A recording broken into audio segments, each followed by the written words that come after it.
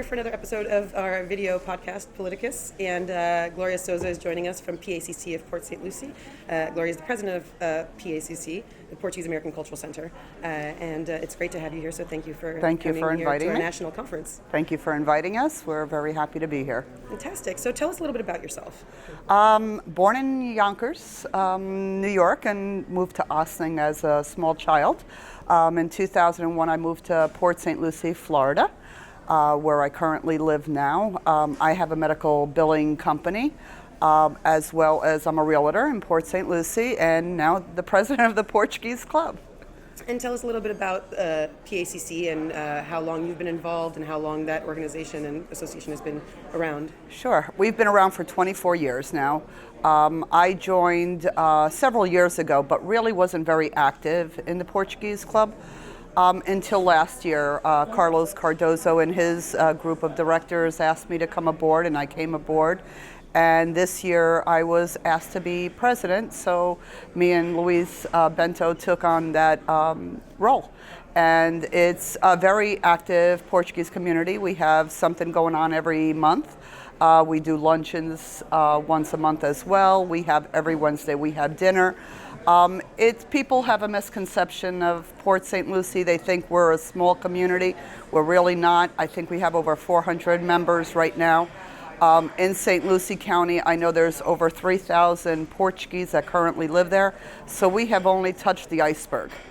It's very interesting, and I know that you guys are in a rebuilding phase at PACC. We are. Tell me a little bit about how things are going, what you feel is going well with the association in its current state, what you think can be improved. Okay.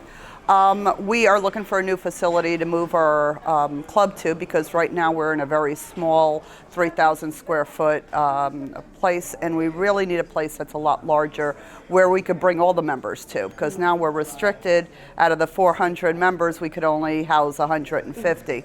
So I'm hoping this year that we will find that place to move ahead and put a lot more culture into our community. You know, I'd like to see the members being a lot more involved in the community and bringing it into the future for our children and the next generation.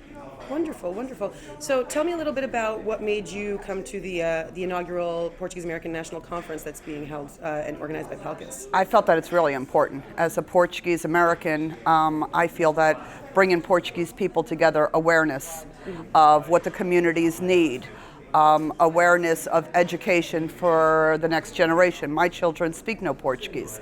You know, I wish they did. And that's my fault, and I blame myself for that. But I think they love the Portuguese culture. So I'd like to see the next generation want to be more involved and to want to learn how to speak Portuguese. Well, you know, part of what we do is try to promote Portuguese culture and especially Portuguese language education. We do have a scholarship program. Right. What are your thoughts on PALCUS as an organization and the work that they do to be the voice of the Portuguese-American community?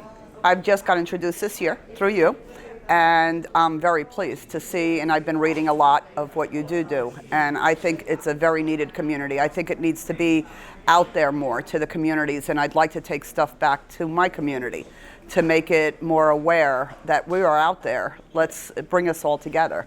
Well, we're always looking for, you know, PALCUS cheerleaders and ambassadors, so we thank you for being present here at the conference and for being a part of our Politicus video podcast. Thank you.